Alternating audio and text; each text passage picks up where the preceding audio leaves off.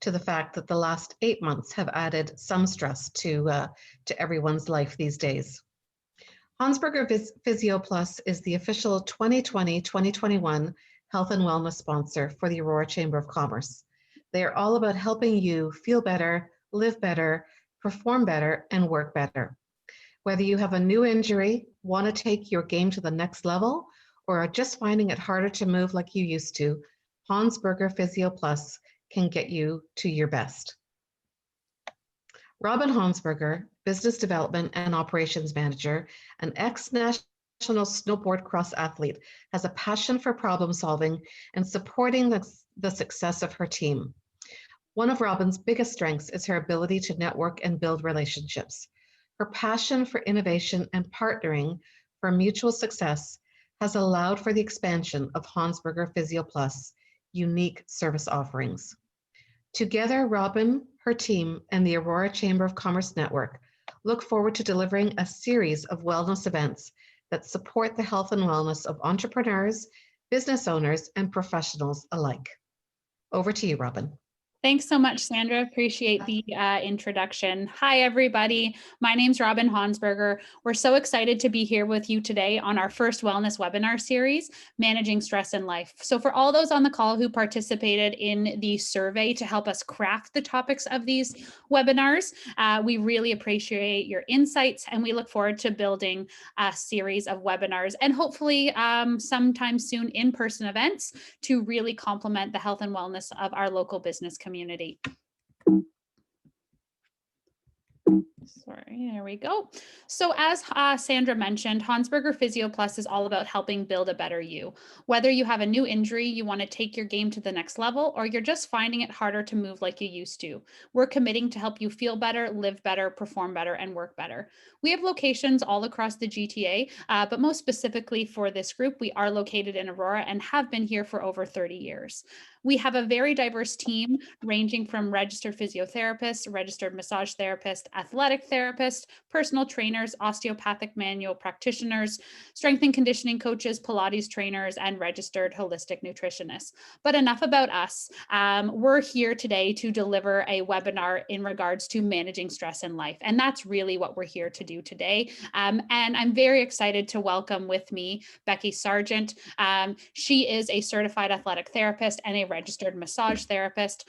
Becky has over 12 years of experience in both the clinical and field experience working with ranging from athletes of Olympic level, weekend warriors, but also just general public who really want to maintain their quality of life.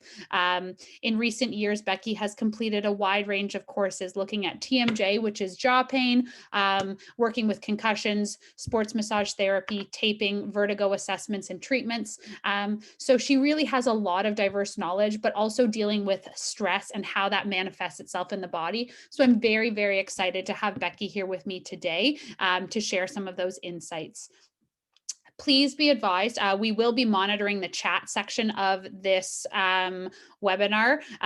During the presentation, we'll do our best to monitor it, but we will answer most questions at the end of the session. Now, if you have a question and you're comfortable unmuting yourself, please feel free to do so, and do that at any point. We really want to make this engaging and free-flowing. But if you're more comfortable putting it in the chat, we will look at the chat at the end of the presentation and dedicate as much time as we can to answering all of your questions. Again, there's no wrong question, there's no silly question, and there's no stupid question. This topic can be very heavy. Stress manifests itself different ways with a lot of people. So if there's any questions you prefer to discuss in private with Becky or myself, please feel free to reach out to us afterwards. We want to make sure this is a safe space. So really, at the end of the day, anything we look at, health is wealth. I think that's one thing that COVID has really taught us, regardless if we're looking at our business, but just in general, taking care of ourselves, whether it's your physical wellness, your emotional wellness, your mental wellness, all of those things are very important. So health is wealth, and that's something that is a motto that we use at Honsberger all the time when looking at someone's health holistically. Stress. Stress is our body's way of responding to any kind of demand or threat. When you sense danger, whether it's real or imagined, the body's defenses kick into high gear in rapid automatic process known as the fight or flight. Most of us have heard that before. This is our reaction, or this is our stress response reaction.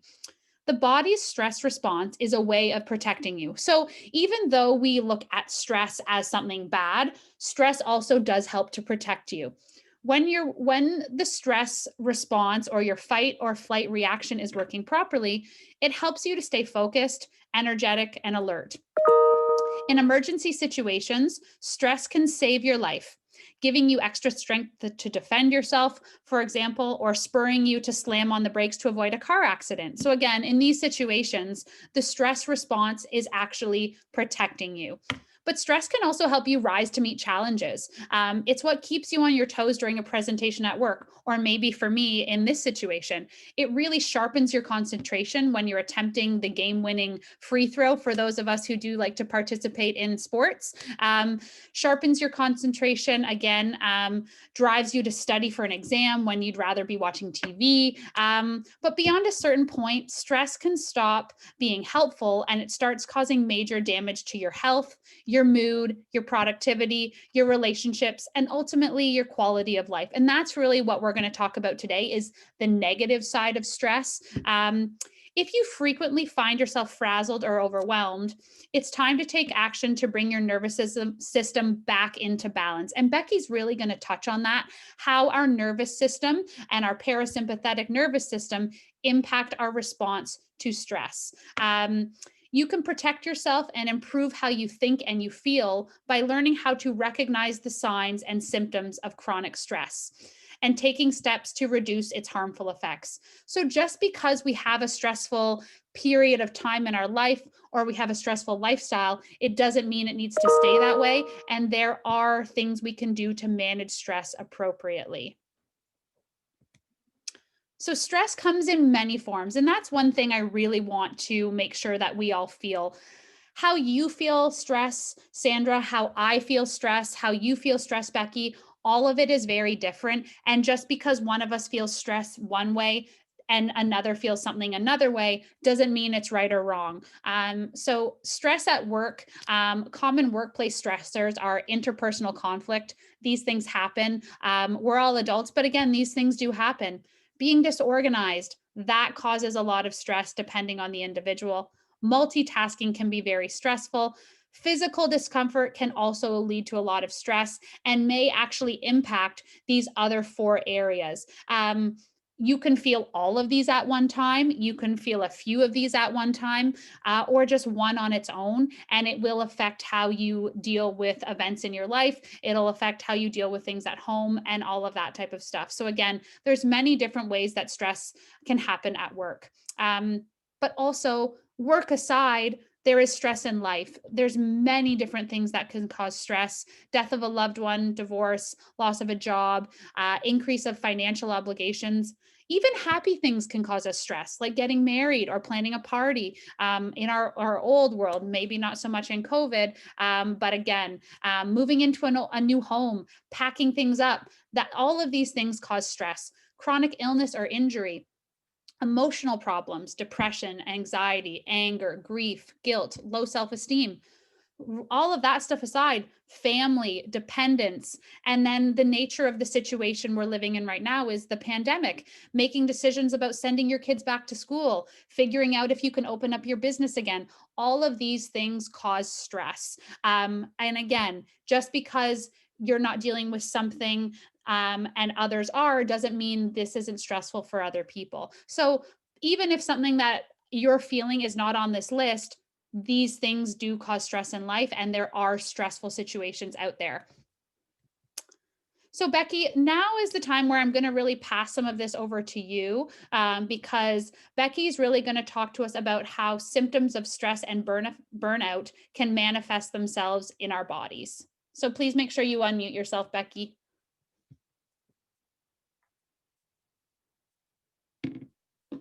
Thanks so much, Robin. I hope everyone can hear me, and thank you. This is very exciting. I'm very happy to be here to help out with managing stress.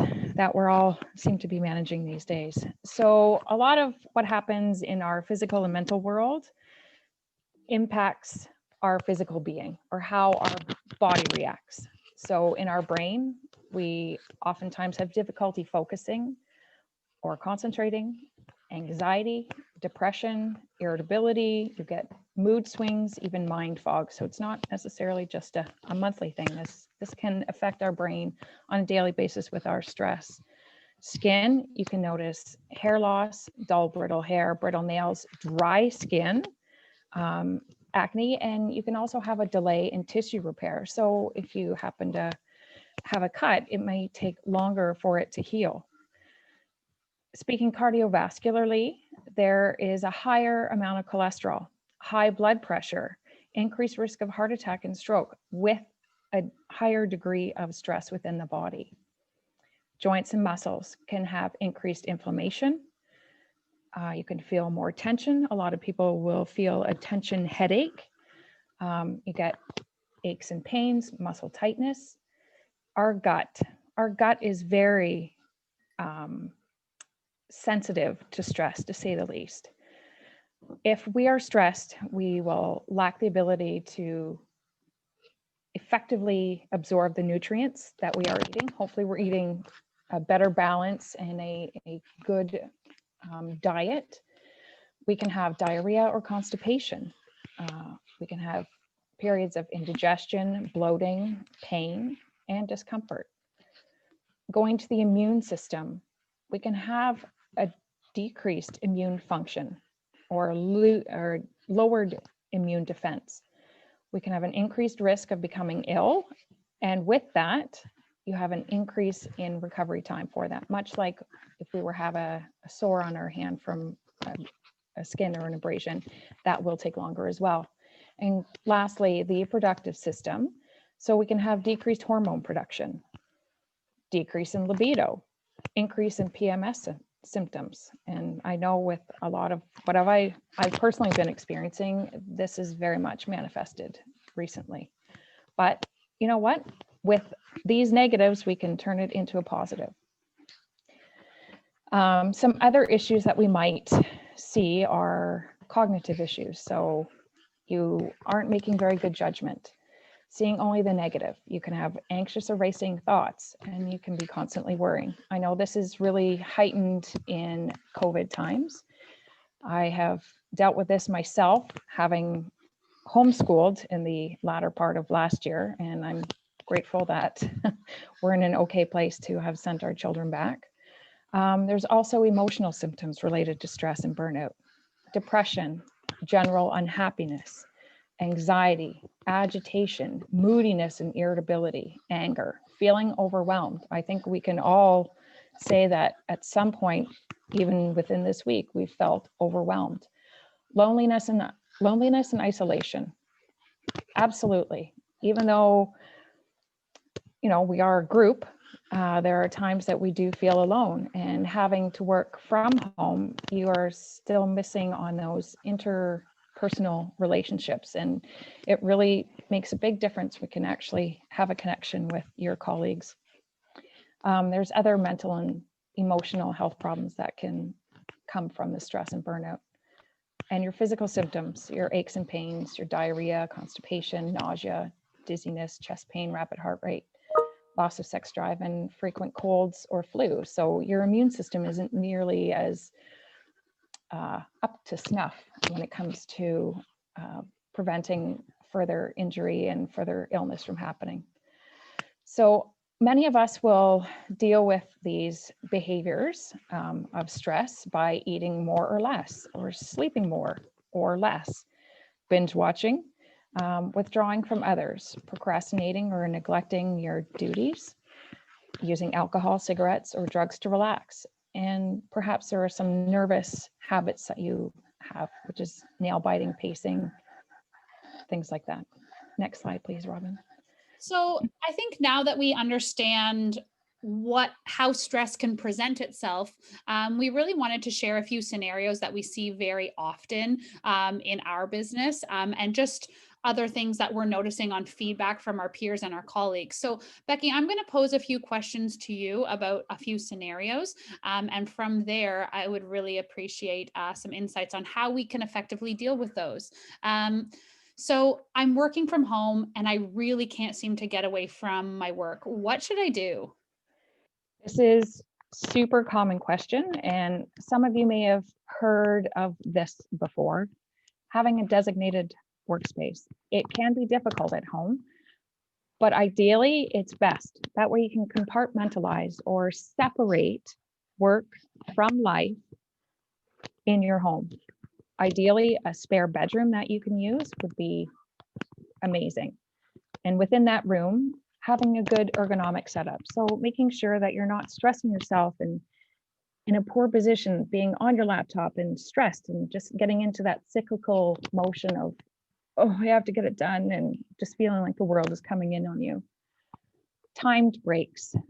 We all know that if we are at work, we go and take our lunch break. Now, why is it any different taking a lunch break working from home? It shouldn't be any different. You need and deserve that time. Block it. Whether you actually have to leave the house with a picnic lunch, go and do it. You need that physical and mental break from your desk and your place of work. Even if you set the timer on your computer to do a washroom break, how many times do we just sit there and like type away and get things done, and oh, I have to do this and this and this, and then it's been 2 hours since we actually had to go pee? You know what? Do it. Put it on pause. Go to the washroom. Get up, take a walk around. If you need to, do a couple of dishes if they're there, or wipe the counter.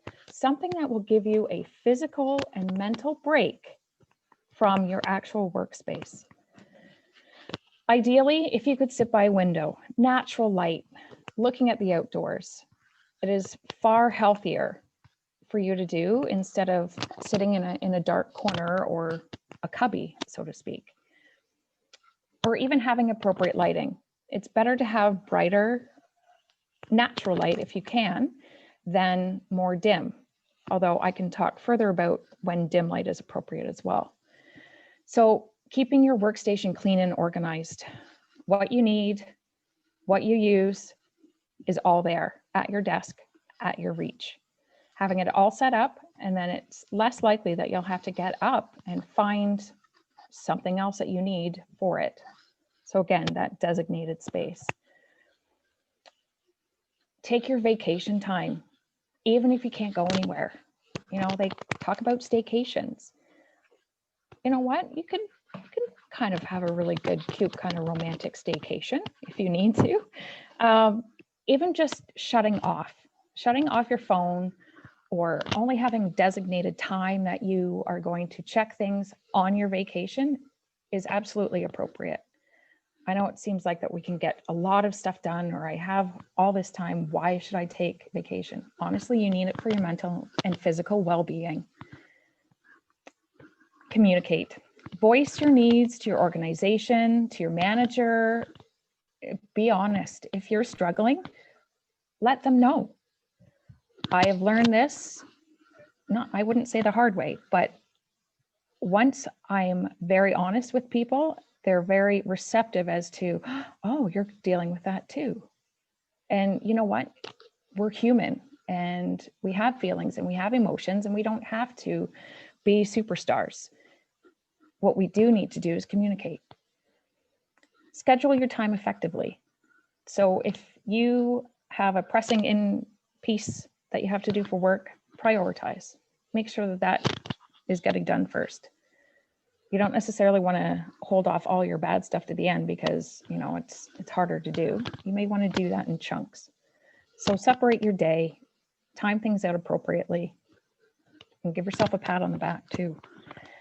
It's okay to say no, or I don't have time right now. I'm notorious for yes. Oh, what can I do? How can I help you? How can I, me, help. It's okay to say no, honestly. It doesn't make you any less or any different. You need it for your own mental health and well-being. I can't help you with that right now. This is a little too much. No problem. Unplug. Yes, this stuff, these phones. My children have caught me. Mom, you're looking at your phone all the time. Yes, I am. I'm doing it way too much. So it's time to turn it off. Next slide, please, Robin. So this one is, I think, common for a lot of people, especially when we all have jobs as well. We're trying to make ends meet financially, but then we also have a home life. So I have a lot going on with kids, spouses, and aging family members. How do I manage all of it? Very good question. I think we're all still learning how to manage this, and it's on a day-to-day basis. First and foremost, start with breathing. I want you guys to kind of be aware. You may have to close your eyes. I want you to put your hands on your lower abdominal area, so lower part of your ribs and your belly. When you take a deep breath in, I want you to feel your belly go out. It's okay to let it out. It's okay to have your belly stick out. Our diaphragm's important. We need to expand into the diaphragm. Taking a deep breath through your nose. If you need to, look at yourself. If your shoulders are raising up, we're not breathing effectively. That's what we call apical breathing. So you're using accessory muscles to breathe. Those should be muscles to be moving your head around and help stabilize your neck. So breathing and breathing well is super important. Whether it's 5 minutes, whether it's, oh, I'm really feeling emotionally stressed at this time, stop, close your eyes, hands on your belly. Big breath in, hold, 2, 3.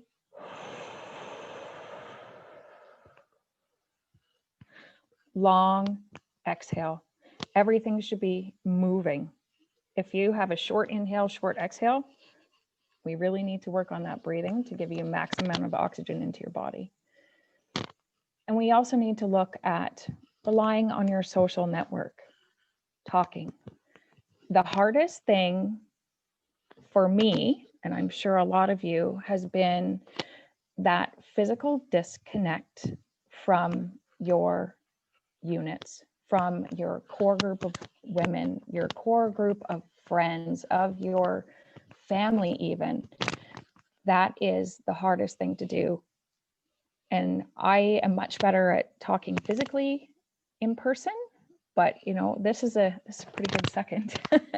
At least I know that there's people out there. I can see facial reactions and responses. And we as humans really, really need that to survive. And we thrive on physical connection and emotional connection.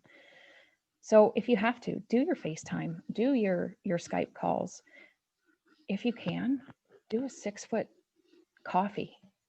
Like, I know that you need it. Yes, there's a break in space that you need to have, like that distance, but you need to feel the energy of that other person, even if it's within 6 feet. It's super, super important. Journaling. A lot of people have been talking about writing their thoughts, or there've been a lot of posts about, I journal 3 pages. You know what? This is a really good mental dump to do. Many times I've asked patients if they have difficulty sleeping at night, I ask them to put a piece of paper and a pen at their desk, or sorry, not at your nightstand. Oftentimes, myself included, I have thoughts racing through my head. But once I've written them down on a piece of paper, they are now out. And it's much easier for my body to calm down, relax, and go into a sleep phase.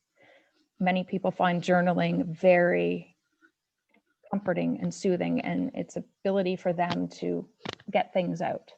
You don't necessarily have time to verbalize, but even the process of writing and processing that through brain and body can do wonders for managing. Taking time for yourself. How many times have you heard that? A million? Honestly, do it. 5 minutes. If that means brushing your teeth, washing your face, going for a walk around the block. I don't know, do jumping jacks or burpees. I hate burpees, but I would do it just to know that I can get a good reset. I need that kind of physical push in order to give myself a break and give myself the ability to manage the stress. Watch your favorite show, even if it's just one episode. Just take the time, and please, please don't guilt yourself about it. It's okay to ask for help, whether it's medical help, friends, family, workplace associates, or colleagues. This is huge. I know with a lot of us, we're always helping everyone else. So it's very difficult to say, you know what, I really need some help. I personally have psychotherapy appointments every week. And I am grateful and thankful for the opportunity to be able to do that. And I'm actually giving myself a reward by doing that and taking that 50 minutes a week for myself, for my own benefit, and for the benefit of those around me. Structured schedules. I'm a disorganized mom of boys. Honestly, as crazy as my life was, or our life was previous to this, the structured schedules really helped. I knew what was happening, where I had to go. Even though it was stressful, I had a plan. This COVID transition has made it a little bit more unstable. Now, if there are people in your life that can help you stay structured, stay accountable, that would be good. Please leverage each other. And speaking of leverage technology. How about the convenience of ordering your groceries online and being able to go pick them up? They just throw them in the back of your car. Wow, how much of a time saver is that? You don't have to spend hours, whether it's lining up or increased chance of COVID transmission. Do it. Use your social network. Use timers. This is really good for my boys. Set a timer. Here's your specific time limit to get this done, whether it's cleaning up toys or, I don't know, get your teeth brushed in 2 minutes. Can we do that? Lists. I'm very much a pen to paper kind of girl. And if I make myself lists, I feel much better if I cross things off. You can even do that, technology speaking, so you can stroke off your list. And even if it's your list of errands, at least you have a schedule or structure of what you're going to be doing. Next slide, please. So this one I think is very applicable to a lot of people during COVID, whether you own your own business or you're in a sales role and you've noticed things in your business not going the way they should be, making ends meet. But this one's really geared towards entrepreneurs and small business owners. So my business is struggling and I don't know what to do first. How do I deal with this kind of stress? Because this is my lifeline. So again, we're very much into the routine. What if you were going to work at the time that maybe you are at home? Have a good, clear routine with a clear objective of each. So this can start with your health. So proper sleep hygiene is what we call it. Proper diet, exercise, hydration. So as you get things in order, it's a lot easier to maintain balance and consistency. It's okay to turn this off. I suggest you turn it off at night, unless of course, the one small time that there is an illness that you might need to be alerted, but I would suggest turn it off. Coaching, whether it's a life coach, a mentor at work, whether it's a colleague or someone that you can reach out to, just having them help to coach you, getting you in a little bit more of a positive vibe or a positive thought process. Again, going to the routine and priority list and time scheduling. You need to prioritize things that are important, that are of immediate need, at the time, and then prioritize less and less as you go. It would consider revisiting your business plan. Look back, what were your goals and strategies? What are things that you're looking at that maybe you didn't have time to do before that you can actually do now? And even scaling back your operations or hiring someone to help you. I know with the financials, it may not be a good idea, or you don't financially have the ability to hire someone else, but really scale things back onto like the need and the nitty and the gritty and the core things that need to get done. This is fantastic. Leveraging your local organizations for exposure and support. The Chamber of Commerce. You have business development organizations. There's opportunity for grants, as well as co-op programs for either high school or university students. In the past, my husband, with his own personal business, has leveraged co-op programs.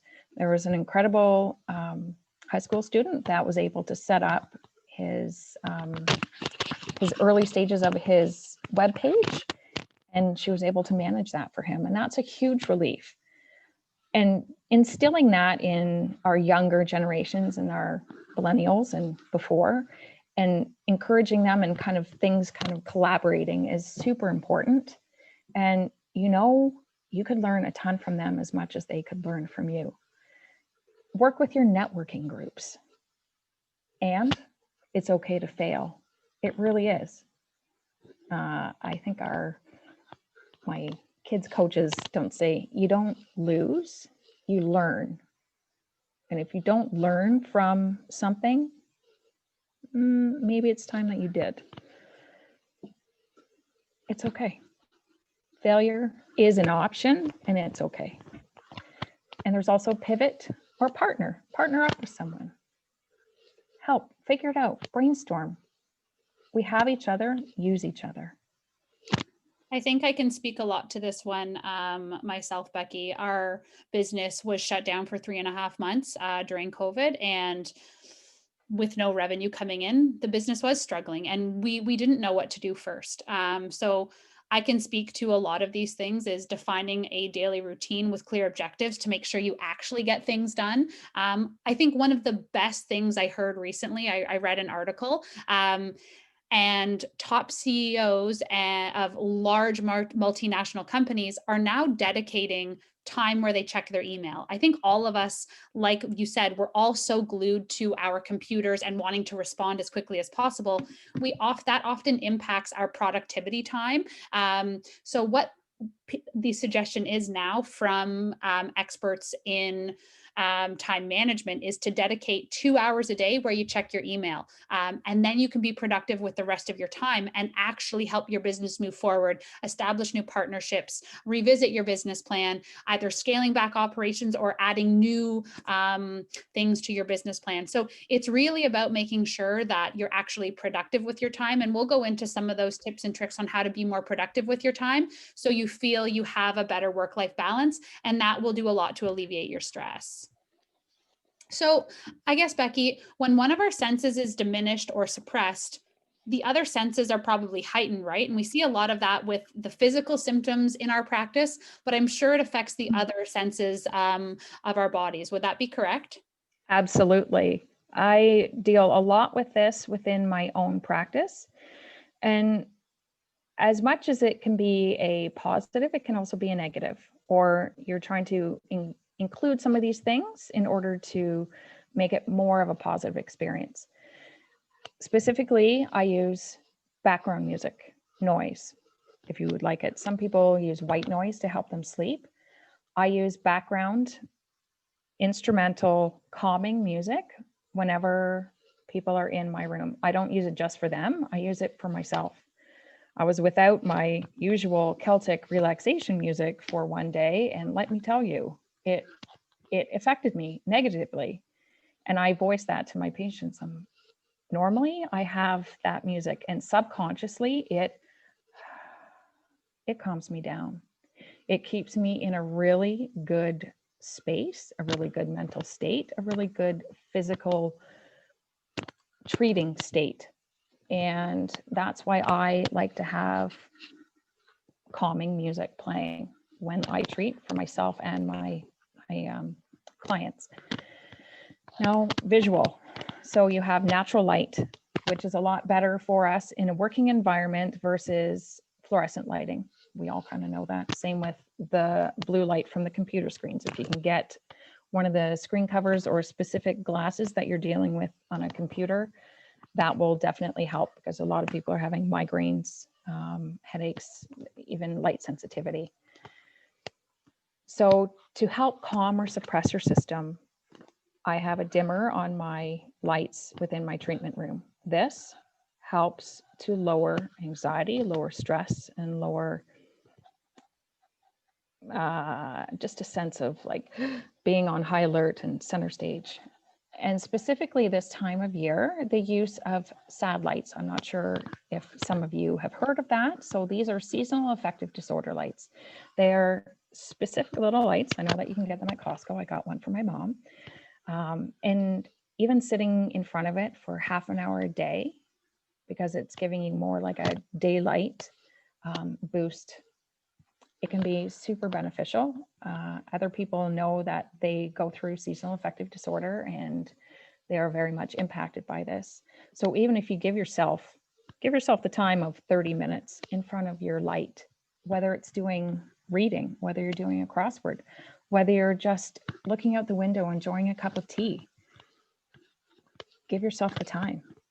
It's okay. There are devices out there that are there to help us in our physical and mental well-being. Now, smell. So aromatherapy. I'm sure many of you have heard of essential oils. They can be very wonderful things. Now, you don't even have to have essential oils to still experience the aromatherapy. You can put a dish on the stove with water and ground cinnamon and just have it simmer. Even that smell of cloves or cinnamon or something comforting and warm can do wonderful things for your head and your heart. I know people have fond memories of when they were children and there were certain smells, whether it's the apple pie or the oven. Even real estate agents have always said, you know, you set something up on the stove or something that's going to give you a warm, comforting smell. That will do wonderful things to your body. And touch. This is huge. Being a registered massage therapist, I'm very much into the human power of touch. So whether it's having a registered massage therapist, a physiotherapist, an athletic therapist, an osteopath, whether you're going for Reiki, a hug from a family member or a friend, the use of weighted blankets, you would be amazed. Actually, those of you that have a portable blood pressure cuff, you should take your blood pressure laying down, see what it is, and then put a weighted blanket on you and see how much it diminishes or drops. It's quite amazing what a very weighted blanket can do for you emotionally and physically. Pet snuggles. How many times have we heard of dogs or cats or other animals? They even have horses going into some of these hospitals for therapy. And you know what? It's that pressure, it's that energy level, it's that connection with another being. If we can't necessarily get it in human form, nothing wrong with pets, let me tell you. So we also want to look at the mental aspect. So the use of meditation or breathing. I know I have the app for the Headspace app, and it's interesting because it will give you a guided meditation. If you aren't very good at knowing how to sort your thoughts and memories and kind of take a break and calm things down, there are many, many options out there for digital support or help with, sorry, I'm just seeing the people are starved for touch. Absolutely. And pet adoptions are an all-time high. Absolutely, Jennifer. So with meditation and breathing, there are other apps and supports that you can do, even if you want to do that with a friend. It holds you accountable. That way you're kind of doing things together. It's always a good option. I also, there's another one that I really like, Becky. It's called the Insight Timer. Um, Ooh, so ooh, I will share that with the group as well. And a lot of these are free, folks. Just because you're using apps and things like that doesn't mean you have to necessarily pay for subscriptions. absolutely. So there are a bunch of free ones out there. So we will share those with you guys afterwards as well. So managing stress, I think we've been through a number of different scenarios, and I'm sure all of them are applicable to most of us in many different facets. So while stress at work is common, and finding a low stress job is quite frankly hard, if not impossible, a more realistic approach is to adopt effective coping strategies to reduce stress at your current job, in your home, in life in general. So here are some very general, oh, excuse me, I have a little doggy visitor. Um, here are some stress management techniques you can try. Again, working from home. This is also stressful when you're trying to carry on a webinar and there's other people doing things around you. So in general, get moving, connect with others, engage your senses, learn to relax. That is very hard for a lot of us to do, but put this away. Actually, it was quite interesting. I was trying to get in touch with my sister yesterday and I kept calling her. Nothing was wrong, but she's very responsive normally. And again, didn't hear back from her until this morning. I said, hey, are you okay? Like, is everything all right over there? And she said, no, you know what? I'm every Wednesday, I am, unless it's for work, I'm not looking at my phone at all. So this is also very hard to do for a lot of us, but I really commend her on doing that because it's a way for her to disconnect, relax, reconnect with her partner, read a book, cook a nice meal. So there's things like that that we can do and adopt in our lifestyle to really help manage stress. Again, meditate or deep breathing, and we will send out some of those meditation and deep breathing apps or routines. Limit screen time where possible. For me in our business, my 2020 goal was to not respond to emails outside of clinic operating hours. I do still tend to catch up on weekends, but 7 a.m. to 7 p.m. I'm available. And then after that, it can wait until the next day unless it's a real emergency. Stay organized. For the first time in 6 months, I cleaned out my office yesterday and I felt such a huge weight off my shoulders. Eating a healthy diet. There's also apps for that will really help you to stay accountable, develop a meal plan meals in advance, getting enough sleep, but also seek professional support where you need it. There is absolutely no shame in that. So I really strongly suggest that. Here are some tips and tricks for productivity to help us stay moving during the day as well, because as much as it's about managing stress, it's about how to stay productive at work so you can do the things you love to do and stay involved in your family life and your friend life, even if it is virtually. So while on conference calls, get up and stand or walk around where possible. Use Bluetooth headphones. Really try to stay away from the crinkled neck look while on your phone. A simple way to adjust your body into a better posture is to imagine a string attached to the top of your head towards the back. That string is being pulled gently towards the sky, and the pull of the string lifts your chest, which will align your lower back, shoulders, head, and neck. To remind yourself, put a sticky note on your monitor somewhere or somewhere in your workstation visible on your desk that says string. So this will also help to relieve physical pain, which can manifest itself as stress. So posture is key, ergonomics is key, and we will also be sending you guys an ergonomic checklist to make sure that your workstation is set up properly. Because if you can reduce the physical load on your body, you will be a little bit less stressed from a physical perspective, which will allow you to be more present everywhere else. Schedule body breaks, stretch. Again, wear blue light glasses while you work if you don't have access to that natural light. Rest your eyes. Periodically looking at objects for several seconds at a distance away from your screen will really give your eyes a break and take away some of those tension headaches. Sit by a window if possible. We've said that many times, but also staying hydrated is very important. And also injury prevention tips. Take care of your physical, emotional, social, spiritual, and intellectual health. This is very important for longevity, health and wellness, and reducing stress. Be mindful and pay attention to your body or your mental state. If something changes, try and notice what might have triggered that. Again, journaling is a great way to take a look at some of those things to see what might be affecting it. Stay active as much as you can. I know we're going into the winter months, doing things virtually, yoga classes virtually, Pilates virtually. There's things on YouTube. There's free fitness apps all over the place. So staying active as much as possible. Dress warmly, go outside. Fresh air and nature does wonders for the soul. Eat a balanced diet. Mobility is your friend. Again, drink enough water, take breaks, and stretch often. Vary your activities during the day. If you have the opportunity to stand and stand up while you're working, that would be key. Again, don't stand for too long, because standing for too long is just like sitting for too long. We want to vary our activities through the day. Seek out professional help instead of using the internet to self-diagnose whatever it might be. When in doubt, get it checked out. Have an ongoing maintenance plan for yourself, whether that's working with a medical manual practitioner, a therapist, your doctor, that kind of thing. But at the end of the day, just be accountable to yourself, your family, your coworkers, and be your best you.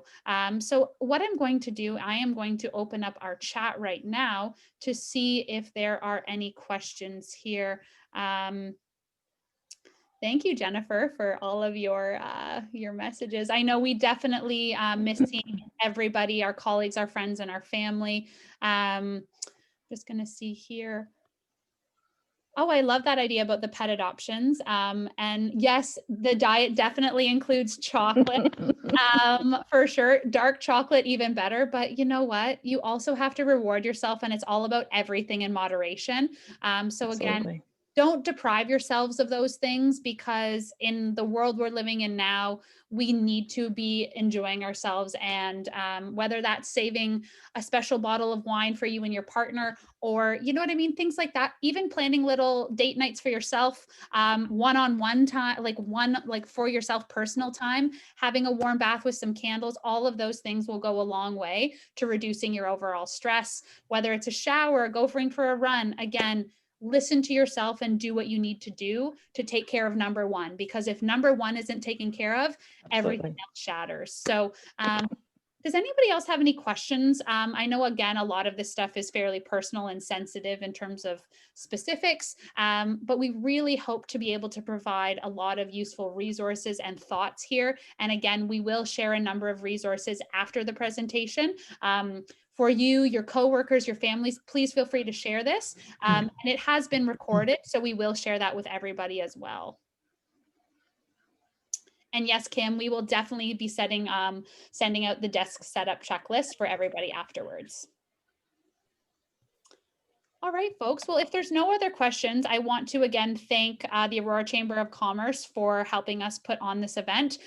The next event will be hosted in November, and we are partnering with Bell for a mental health session. So it will build on stress and talk about mental health as we do lead into the colder months and the darker months. So I really encourage you to put this in your calendar and pre-register for this event. We have Dr. Lazar, who will be joining us, and he's got some amazing stuff to share with the group. So we really look forward to seeing you then. Again, if there's any questions or future topics that you wish to see on future webinars, please feel free to share this with us as well, because we aim to put sessions together that will help you guys and help you manifest more health and wellness for longevity as we go through the rest of the year. So again, thank you all. Have a great day, and we wish you good health. Take care. Thanks so much, Robin and Becky. We really appreciate it. There was lots of good tips there, and we appreciate you sharing your knowledge. I look forward to receiving the handouts as well.